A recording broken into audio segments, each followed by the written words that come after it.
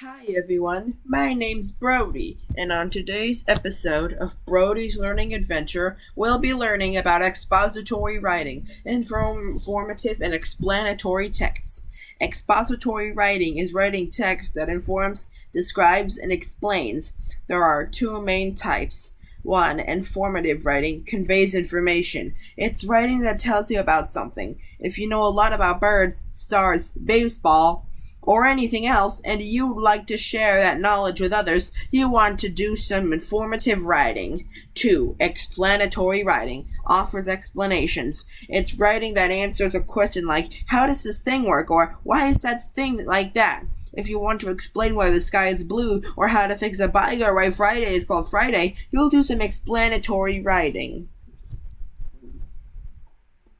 Organization. There are many ways to organize informative or explanatory writing. Some common strategies include definition. Define and thoroughly describe your subject, giving details that help the reader understand what it is. Example, an essay defining the life cycle. Classification. Explain how your subject relates to other subjects, helping the reader understand where it fits into the broader scheme of things.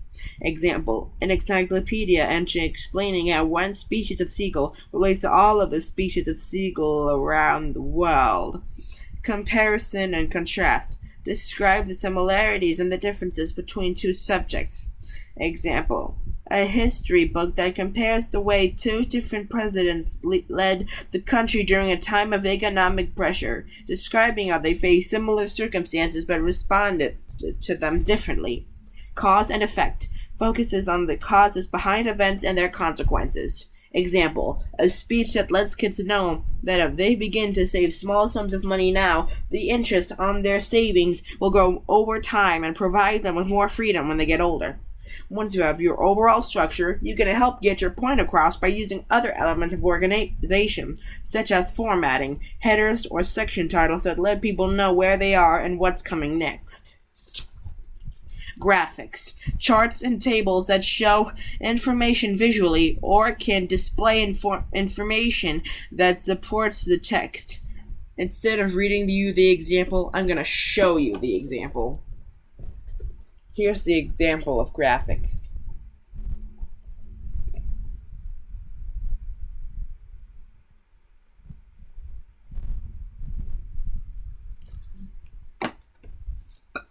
Multimedia. Depending on what you are writing, you may be able to include audio or video to help illustrate a point, like I'm doing right now. Example, if you are writing a blog about the medicinal plants found in the Amazon, you may want to link to a video of a shaman discussing the power of a plant from the rainforest. Introducing the topic. In informative writing, an introduction is like a preview of what you will explain or describe. It gives the reader a glimpse of what's going to come next. Example, people have been staring up at the moon, making guesses about what it must be like up there for centuries, but it's only in the past few decades that astronomers and astronauts have begun to find solid scientific answers to that question. Developing the topic. After the introduction, the topic is developed with relevant facts and pieces of information that directly relate to the topic. Example, relevant. Astronauts were surprised to find out that because of the lack of atmosphere, shadows on the moon are much darker than they are on Earth. Not relevant. Everyone from poets to pop stars has written about what it might be like to spend time on the moon. That's an example of not relevant, just in case you didn't hear it. The most common way of developing an informative or explanatory text is to include definitions, details, quotes, and examples. When you include definitions, details, or examples, it also helps to precisely describe the nature of the subjects discussed. Imprecise example. A moonquake is a shaking fit experienced by the moon. Adding details can offer additional relevant information, breaking down tricky concepts into more manageable chunks, or expand the reader's understanding of a point. Precise example. There are 4 kinds of moonquakes. Those caused by meteor impacts that those caused by the heat of the sun, deep ones caused by tides, and those caused by shallow internal geological shifts. Quotes which report direct speech or language written by other writers can add a first-hand account built on information given and offer a second verification of facts. Example, shallow moonquakes can cause a lot of motion on the surface of the moon and a lot of noise. According to Professor Clive Neal, who studies the data from the original Apollo moon landings during some moonquakes, the moon was ringing like a bell. Examples can offer an illustration of the topic under discussion. Example, lunar dust, which is very fine and very rough, is a big threat to astronauts on the moon. For instance, it can scratch visors so badly that astronauts can barely see through them. Lunar dust has been known to almost completely disintegrate moon boots. Making a conclusion. In informative or explanatory writing, concluding statements summarize the information that was presented. However, you should not simply repeat exactly what you wrote previously. You should find a new way to restate the information that brings it all together and highlights the most important points.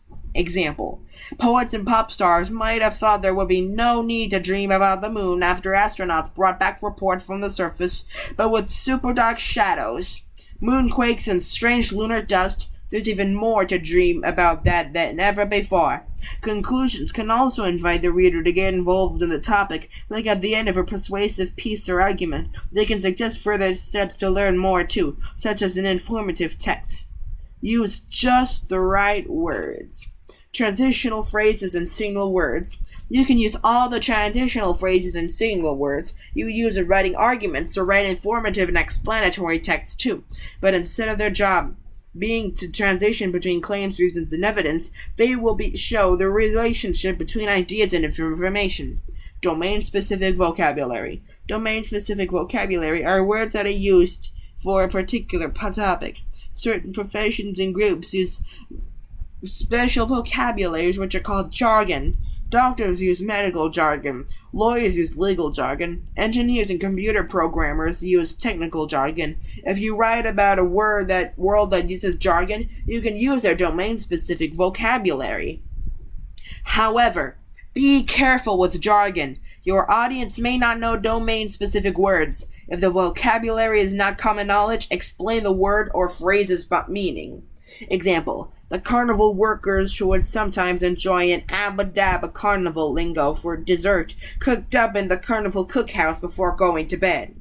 Example, when a lawyer says she's going to execute a document, it doesn't mean that anyone needs to fear for his or her life. In legal jargon, to execute something means to sign something, complete a task, or carry out an agreement. Here's a quiz to see if you've been paying attention. What illustrates an idea or concept? True or false? Because informative writing is about sharing information, it's good to include as many facts as possible, even if they're not relevant. 3. What do you call an organizational style that explains where a subject fits in among other subjects? 4. True or false? Charts can be used to help your readers comprehend your point. True or false? In informative writing, the introduction serves as a preview of what's to come. True or false? If you use jargon, don't waste time explaining it to your audience. Choose a topic you'd like to know more about. Do some research and write 3 facts about it that you didn't know before. Use your research to write a brief informative piece with an introductory sentence, facts, explanations, and a conclusion. Think of a dish that you didn't know how to cook. Do some research, then write notes on how to create it. Based on the dish you researched, write a brief explanatory piece with an introductory sentence and a conclusion that shares that explanation. Pause the video now to think of the answers for yourself.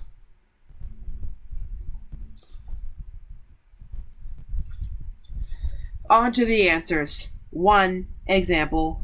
2. False. 3. Classification. 4. False. 5. True. 6. False. Questions number 7 and 10 have more than one correct answer. 7. What is the world's tallest dog? The Great Dane. The current record is held by a dog named Zeus, who stands 44 inches tall. Great Danes were bred by Germans to hunt boar. They were obedient and loved to do things with their owners. 8. There are lots of dog breeds that grow quite tall, but the tallest dog in the world is a Great Dane named Zeus, who stands 44 inches tall. Great Danes were bred by Germans to hunt boar, so they needed to be big. But they're very obedient and love to do things with their owners. They also make good pets, even if some of them might be taller than their owners. 9. How to make mozzarella cheese. 1. Add citric acid and water to make cold milk. 2. Heat up the milk, then take it off the heat. 3. Add rennet, an enzyme, and wait for curds to form, then cut the curds. 4. Heat the curds back up, then take them off the burner and separate the curds and weigh a watery liquid. 5. Knead the curds until they become like dough. And 6. Stretch the curds, then form the cheese back into a ball. And 10. Mozzarella cheese is delicious and easy to make at home with just a few simple ingredients. The process starts with a gallon of cold milk. Citric acid and water are added to the milk, which is then heated. When the mixture is hot, rennet, an enzyme, is added to form curds. Once curds form, they're cut and heated again. Then the white curds, which will become cheese, are separated from the whey, a watery liquid. The curds are kneaded together until they become like dough, then are stretched to give the mozzarella its texture. Finally, the cheese is shaped back into a small sphere that is ready to eat and delicious. Be sure to like, comment, subscribe, and hit the notification bell so that way you don't miss any of my new episodes. This is Brody signing out.